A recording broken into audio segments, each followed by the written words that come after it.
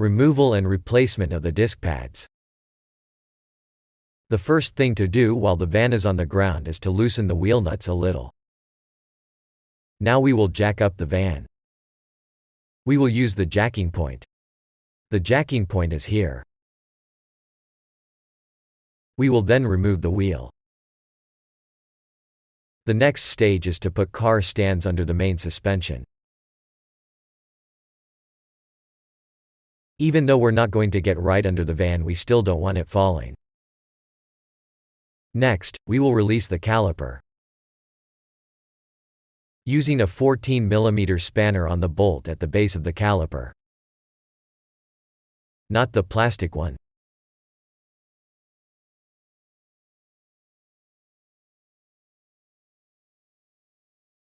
Now we will lift the inner caliper pad holder up.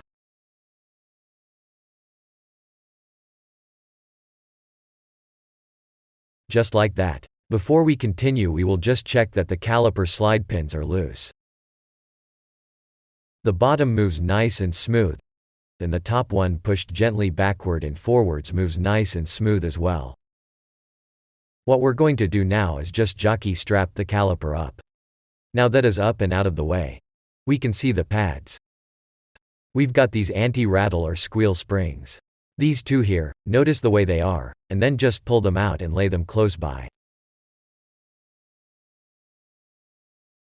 Now the pads, they will just slide out once they are prized a little.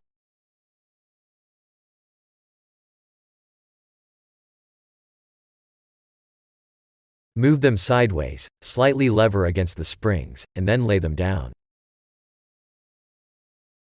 1993 to 96 have a curve. However, later models with ABS are straight, along there.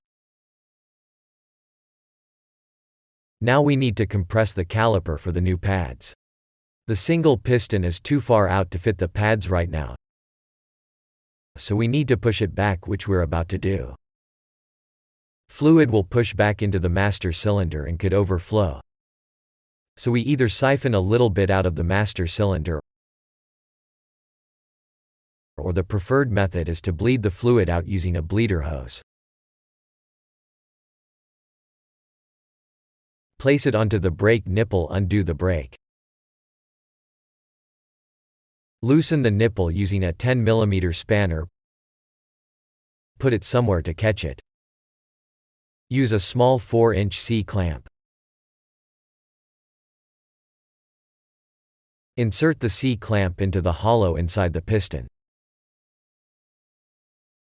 Now start winding and you will see the fluid siphoning out and down the hose.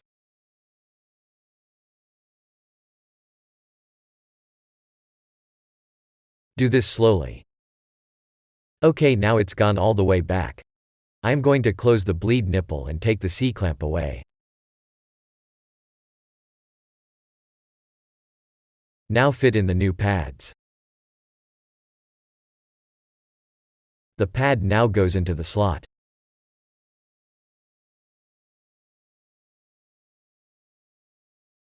You will need to squeeze the little spring clips like this.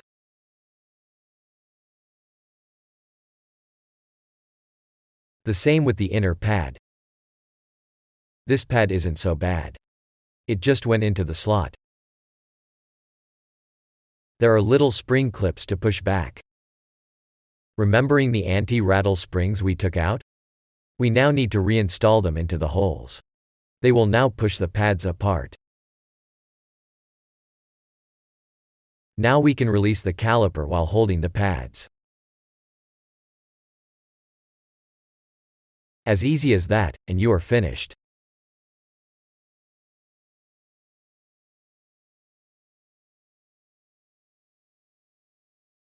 Reinstall the bolt.